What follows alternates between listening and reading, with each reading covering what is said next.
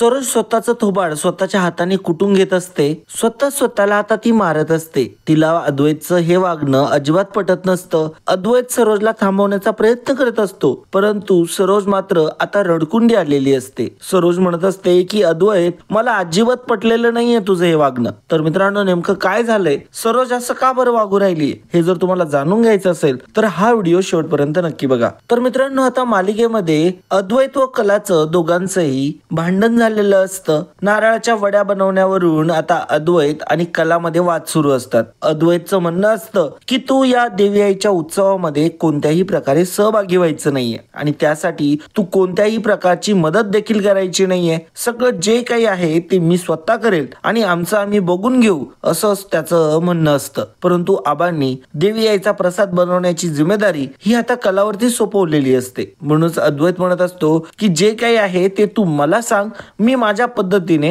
हे सगळं काही तयार करतो. त्यासाठी कला आता अद्वैतला मदत करत असते, परंतु अद्वैतला मात्र ते काही व्यवस्थित जमत नसतं. म्हणून कला आता त्याला मदत करण्यासाठी स्वतःच हातभार लावत असते. अद्वैतही या गोष्टीकडे दुर्लक्ष करत असतो आणि ती मदत करतीये म्हणून तो आता तिची मदत देखील करून घेत असतो. दोघांमध्ये भांडणही होत असतात, वादही होत असतात, परंतु दोघेही आता देवी आईचा प्रसाद बनवण्यासाठी मग्न झालेले असतात. दोघांनाही भान राहिलेलं नसतं की दोघांचे भांडणं सुरू आहेत.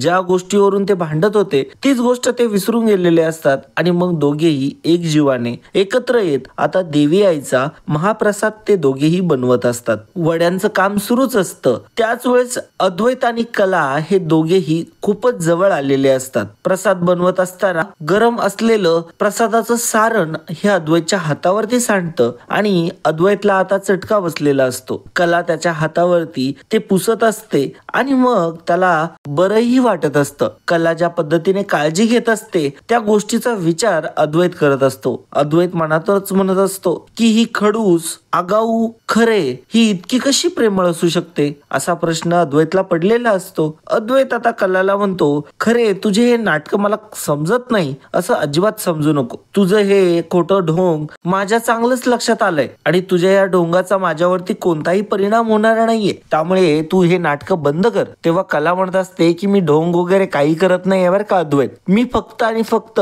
तुझ्या हाताला लागले या गोष्टीमुळे माणुसकी म्हणून ते तुला मदत करत आहे मी आणि तुझ्या हाताचं पुसत आहे जेणेकरून तुला त्रास होऊ नये. फक्त माणुसकी म्हणून मी हे सगळं करते आणि या गोष्टीला जर तू ढोंग समजत असतील तर तुझ्या इतका मूर्ख तूच असशील, असं आता कलाने खमक्या पद्धतीने अद्वैतला उत्तर दिलेलं असतं. अद्वैत मात्र आता गप्प झालेला असतो. अद्वैत आता त्याच्या हाताला फुंकर घालून देत असतो कलाला आणि तो आता काहीच बोलत नसतो. अद्वैतलाही लक्षात आलेलं असतं की कला ही खरं बोलते आणि आपण उगाचच तिच्यावरती असे आरोप करतोय आणि त्याच्यामुळेच आता अद्वैत या गोष्टीवरती काहीही बोलत नाही. तेव्हा आता दोघेही पुन्हा नारळाच्या वड्या बनवण्यासाठी मग्न झालेले असतात. आता नारळाच्या वडिलांचं सारण हे तयार झालेलं असतं. ते एका ट्रे मध्ये ते ओतत असतात. अद्वैतला आधी कळत नाही की कला काय सांगताय त्याला. तो आता एका पातेल्यामध्ये ते सगळं सारण ओततो. तेव्हा मात्र कला ओरडते आणि म्हणते, चांदेकर तुला समजतंय का मी तुला काय सांगते ते? अरे वड्या बनवायच्या आपल्याला, लाडू नाही बनवायचे. तू ते सारण एका चौकोनी पात्रामध्ये घे, त्या डिश मध्ये ओत जेणेकरून त्याला आपल्याला शेप देता येईल. तेव्हा आता अद्वैत ऐकतो आणि त्या पात्रामध्ये तो ओततो. आता ते पात्र तो घेतो, त्याला रेषा मारायला तो सुरुवात करतो. दोघेही आता वड्या पाडण्यासाठी तयारी करत असतात. तेवढ्यातच आता सरोज आणि घरातले सर्वजण आलेले असतात. सरोज, रोहिणी, आबा, नैना, रजनी हे सगळे आलेले असतात. तेव्हा आता सरोजला राग येतो आणि सरोज म्हणत असते, ए मुली, हे काय केलंयस तू? माझ्या मुलाला या कामाला लावलंस तू? आता मी थोडा वेळासाठी काय घराच्या बाहेर गेले आणि तुझे हे प्रताप, माझ्या मुलाला या कामाला लावायची तुझी हिंमतच कशी काय झाली आणि कोणी अधिकार दिला तुला त्याला काम सांगायचा? तेव्हा आता अद्वैत शांत असतो. अद्वैतलाही कळत असतं की सरोज उगाच चिडत आहे, परंतु अद्वैत मात्र काही बोलत नसतो. कलावरती आता नको ते आरोप सरोजने केलेले असतात. सरोज नको त्या गोष्टी कलाला बोललेली असते.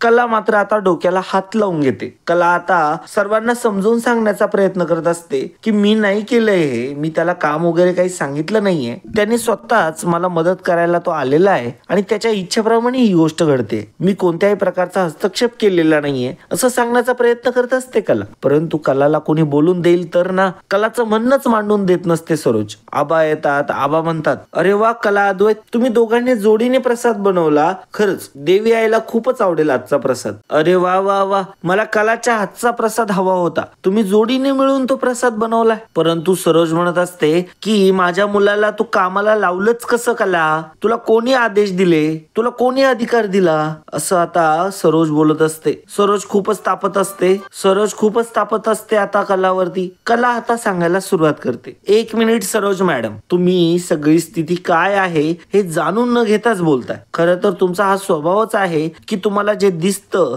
त्याच्यामध्ये नेमकं काही आहे की नाही, त्याच्या मागे काही कारण आहे की नाही हे तपासून न घेताच तुम्ही आरोप करत असतात. त्यामुळेच मला तुम्हाला सांगायचंय की या गोष्टीमध्ये माझा काहीही संबंध नाहीये. मी त्याला कोणत्याही प्रकारचं काम देखील सांगितलेलं नाहीये आणि त्याला मी बोलवलं देखील नाहीये. तो त्याच्या इच्छेने आलाय. त्याला मला देवी आईच्या कोणत्याच कामामध्ये सहभागी होऊ द्यायचं नव्हतं. म्हणून त्याचीच इच्छा होती की देवी आईचा प्रसाद हा तो स्वतः बनवेल आणि मला त्याच्यामध्ये सहभागी होऊ देणार नाही. कारण की त्यानेच मला अट घातली होती की मी देवी आईच्या उत्सवामध्ये सहभागी व्हायचं नाही. माझा देवी आईच्या उत्सवाशी काही संबंध नाही हे तो स्वतःच बोललेला असतो. आता ही गोष्ट जेव्हा सरोज आणि घरातल्या इतर सर्वांना समजते तेव्हा मात्र सर्वांनाच धक्का बसतो. सरोजला आता लक्षात आलेलं असतं की आपण स्वतः तोंडावरती पडलेलो आहे आणि अद्वैतने मात्र हा कारभार स्वतःच्या हातानेच केलेला आहे हे आता सरोजला लक्षात आलेलं असतं.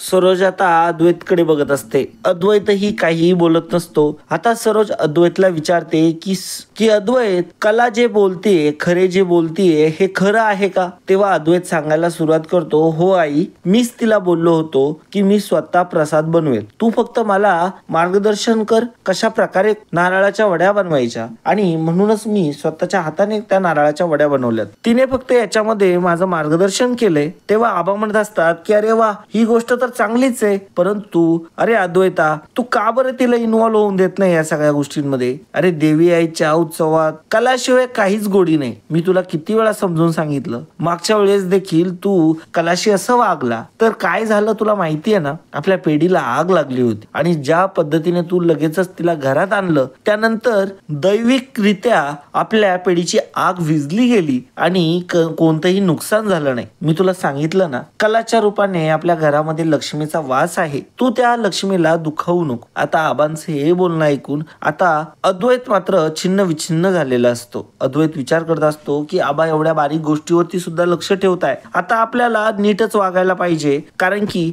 कलाचे पॉइंट आता आबांसमोर चांगलेच मांडेल आणि त्यामुळे पुन्हा आता अद्वैतला बोलणे खावे लागतील. या गोष्टीनेच अद्वैत आता हादरलेला असतो. त्याच्यामुळे तो मनातच विचार करत असतो की एक वेळ मी या खरेचं ऐकलं असतं ना, ते सुद्धा मला परवडलं असतं. पण सणासुदीच्या काळामध्ये हे कुठून आलं नवीन फॅड? मला काय करावं तेच कळत नाहीये. आता अद्वैतचा हा दुहेरावा इथे झालेला असतो. सरोज मात्र आता कलालाच बोलत असते. म्हणत असते की माझा मुलगा जरी म्हणाला तुला की मला मदत कर, मग तू इतकं पुढं पुढं का बरं करते? त्याचं तुला सांगितलं तेवढं करता येत नाही का? तेव्हा अद्वैत म्हणतो की अगं आई, तू काय बोलतीयस तिला? अगं तिने काय केलं असं? ती मला मदत तर करत होती, मग याच्यात मध्ये काय चुकलं? आता अद्वैत कलाची पूर्णपणे बाजू घेत असतो. जर मित्रांनो तुम्ही हा व्हिडिओ इथपर्यंत कंटिन्यू बघितलाय तर तुम्ही ठरला आहात लकी विनर. मित्रांनो, तुम्ही जिंकू शकतात या दिवाळीला भव्य आणि आकर्षक अशी भेटवस्तू. मित्रांनो, याआधीही आपल्या चॅनल वरती भरपूर दर्शक हे भेटवस्तू जिंकलेले आहे. या हप्त्यातील भेटवस्तूचा विजेता हा उद्या आपण घोषित करणार आहोत. तर मित्रांनो, वाट कसली बघताय? लगेचच तुम्ही हा व्हिडिओ पहिल्यापासून शेवटपर्यंत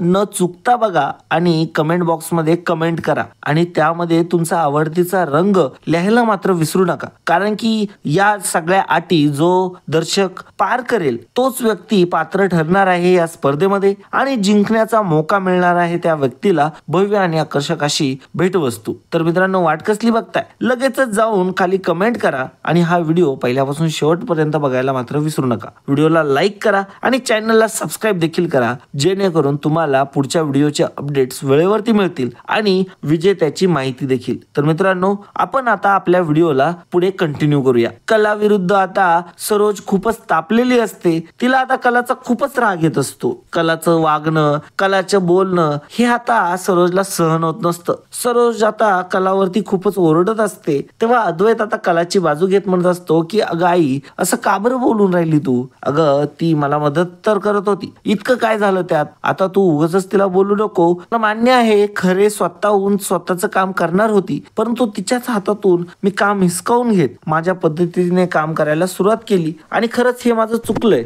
आता अद्वैतचं हे बोलणं बघून सरोजला मात्र अद्वैतचा खूप राग येतो. सरोज तिथून निघून जाते आणि अद्वैत आता सरोजच्या पाठी जात असतो. परंतु सरोज आता रूम मध्ये जाते आणि स्वतःला कोंडून घेते. अद्वैत आता बाहेरूनच हाका मारत असतो, परंतु सरोज काय दार उघडायला तयार नसते. अद्वैत आता विचार करतो की आईचा राग शांत झाल्यानंतर मी आईशी बोलेल, तोपर्यंत मी आता घरात खालची सिच्युएशन काय आहे ती हँडल करून येतो. असं म्हणतच तो आता तिथून निघालेला असतो आणि तो खाली आलेला असतो. खाली आता कला पुन्हा आता त्या नारळाच्या वड्या बनवण्यासाठी पुढची प्रोसेस करत असते. तेव्हा अद्वैत येतो आणि दोघे मिळून आता नारळाच्या वड्या पाडत असतात. हे बघून आबांना मात्र खूप आनंद होत असतो, कारण की अद्वैत आणि कला दोघे एकत्र येऊन खूप छान प्रकारे ते काम पूर्ण करत असतात. आबा आता त्यांच्याशी गप्पा पण मारत असतात आणि अद्वैत आणि कला हे दोघेही वड्या पाडत असतात. काही वेळानंतर आता त्यांचं काम आवरलेलं असतं. त्यांनी सर्व काही काम आवरून किचन वगैरे साफ करून सगळं व्यवस्थित करून ठेवलं असतं आणि आता एका डब्यामध्ये त्या सगळ्या वड्या कलाने भरलेल्या असतात. खरं तर आता अद्वैतला याचं महत्व मिळायला पाहिजे असतं वड्या बनवल्याचं, परंतु आता आबाच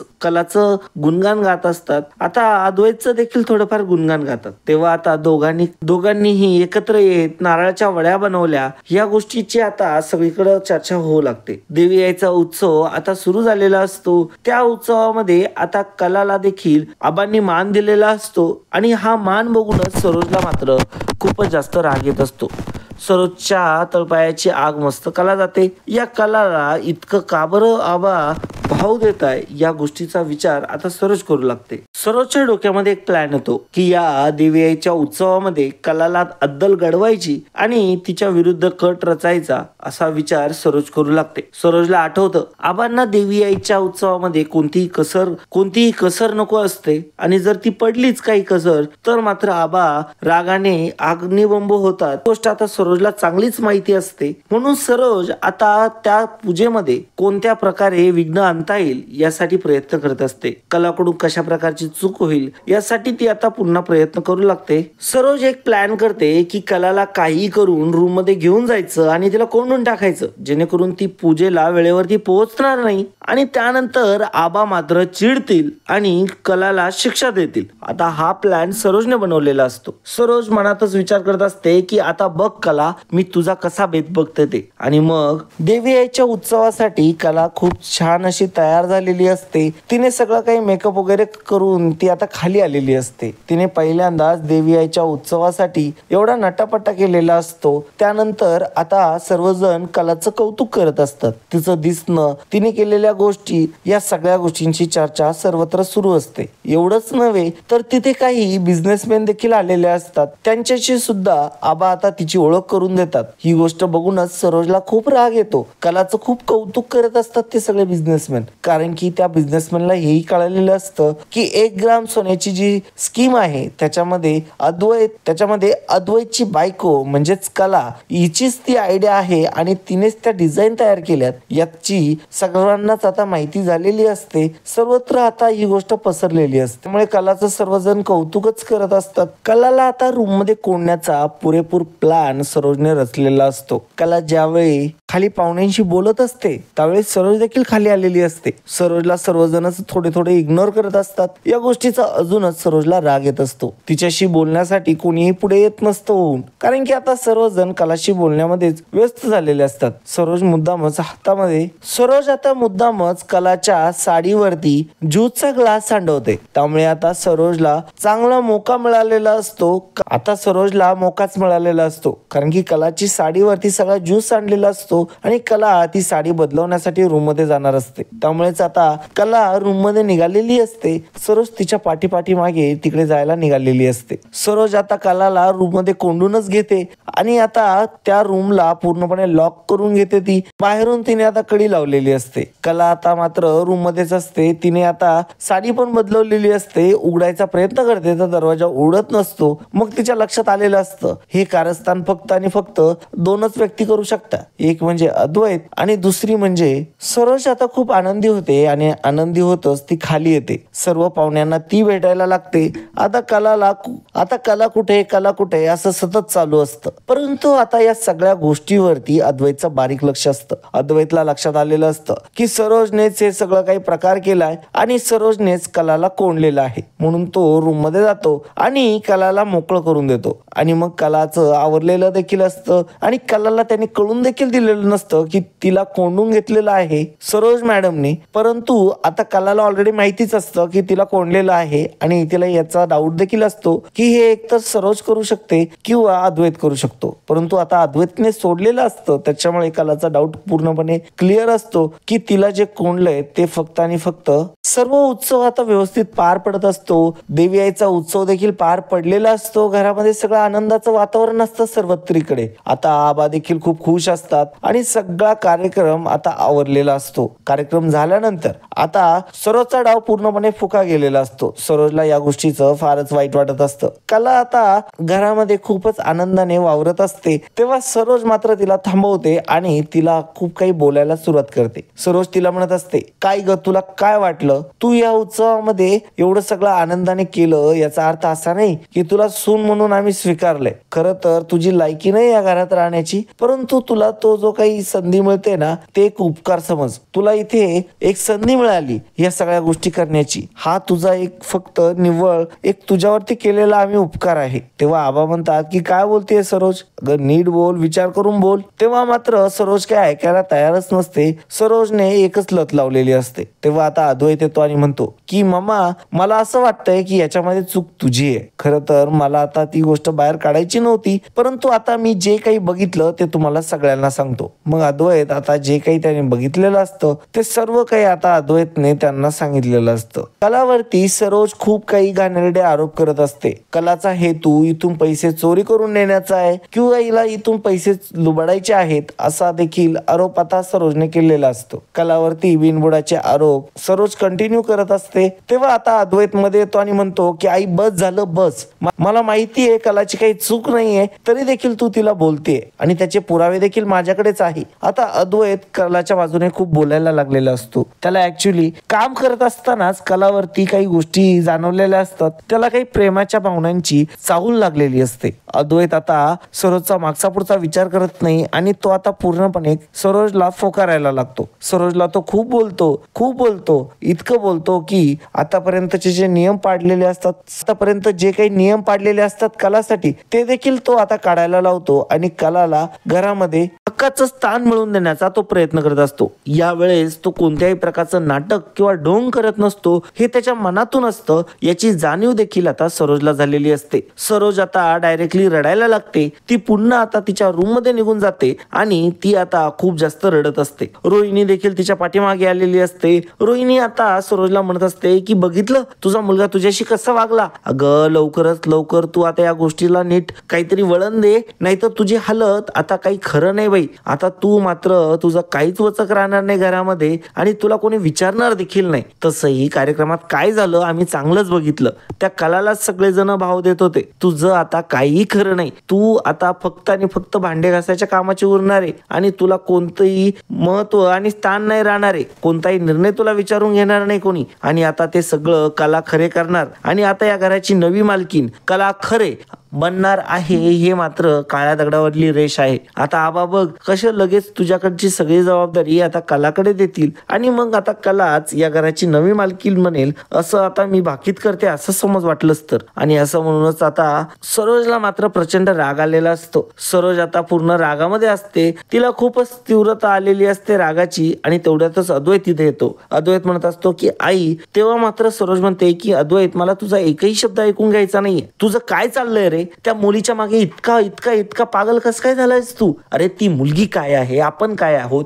विसरलायस तू? अरे रस्त्यावरून आलेली मुलगी आहे ती आणि त्या मुलीच्या नादी लागलायस तू? अरे काय लायकी आहे का तिची आपल्या घरामध्ये राहण्याची तरी? आणि त्या मुलीला या घराची सून करायला निघालायस तू? अरे तू काय बोलला होता पाठीमागे? आताचीच गोष्ट आहे अद्वैत. अरे अद्वैत, तू कोणाच्या बाजूने नेमका? तू तर मागे म्हणे की मी बळच नाटकं करतोय आणि आता हे वागतोय, पुन्हा नाटकं वगैरे करतोय का तू? अरे सांग ना अद्वैत, मला सांग तू. तेव्हा मात्र अद्वैत म्हणत असतो की आई नाही, मी यावेळेस नाटकं नव्हतो करत, जे काही सत्य आहे ते मी करत होतो. अगं मला तिची काही चूकच वाटली नाही, मग तू तिला का बरं शिक्षा द्यायला निघाली होती? अगं तू घरामध्ये तिला कोंडलं देखील होतं, मी स्वतःच्या हाताने ती कडी काढली. खरंच आई, तुझ्याकडून हे कृत्य सोबत नाही आणि ही गोष्ट जर मला बाहेरून कळाली असती तर किती जास्त वाईट वाटलं असतं मला. आणि अगं तुझा विजय होण्यासाठी तू तिला असं डांबून का ठेवते? अगं तोंडावरती तिला डिस्पोज कर ना, तिकडे बोल ना तू डायरेक्टली तिला, परंतु ह्या मार्गाने तिला का बरं त्रास देते? ह्या प्रकारे त्रास देणं म्हणजे योग्य नाही आहे. तेव्हा मात्र आता अद्वैत या गोष्टी समजावून सांगत असतो, तरी देखील सरोजच्या डोक्यात काही प्रकाश पडत नसतो. सरोजला तो म्हणतो,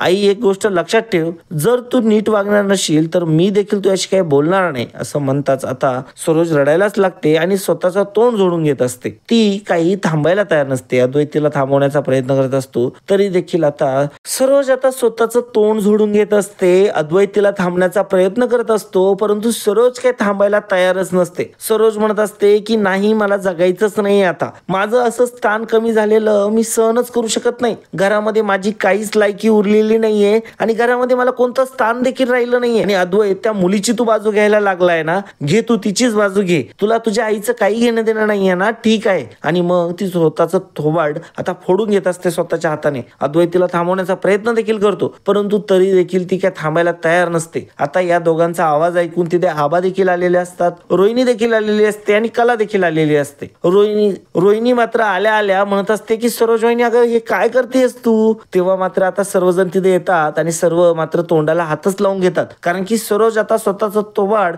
स्वतःच्या हाताने फोडून घेत असते. आणि हा सगळा प्रकार बघून सगळ्यांनाच धक्का बसत असतो. आबा म्हणत असतात की सरोज अगं काय करतेस तू, तुला तरी कळतंय का? तेव्हा मात्र आता आबा म्हणत असतात की त्या कलापायी तू इतकं का करून घेऊ राहिली? अगं कला देखील एक माणूस आहे आणि ती पात्र आहे या गोष्टीच्या, म्हणून तिच्या हाती मी लवकरच सगळ्या काही गोष्टी देतोय. आणि आता सरोज, तुझं हे मूर्खासारखं वागणं बघून मला तर खरंच असं वाटायला लागलंय की लवकरच मला आता घराचा कारभार देखील हा मला आता कलाकडे द्यावा लागणार आहे. तेव्हा मात्र सरोजला चांगला धक्का बसतो. सरोज मात्र आता रागाने पूर्णपणे ओलीचिंबी झालेली असते आणि ती आता कलाकडे खूपच रागाने बघत असते. तेव्हा रोहिणी हसूनच सरोजकडे बघत असते. मग काय, मग सरोज आता पुन्हा मोठमोठ्याने पुन्हा स्वतःचं तोंड फोडू घेत असते आणि म्हणत असते की आबा तुम्हाला हिच्या ताब्यात द्यायचंय ना, द्या, असं म्हणत आता ती स्वतःलाच त्रास करून घेत असते. अद्वैत मात्र आता काय मध्ये पडत नसतो. अद्वैत म्हणत असतो कलाची चूक नाहीये आणि कलाला शिक्षा मिळणार नाही, हे मात्र आता काळ्या दगडावरली रेष आहे,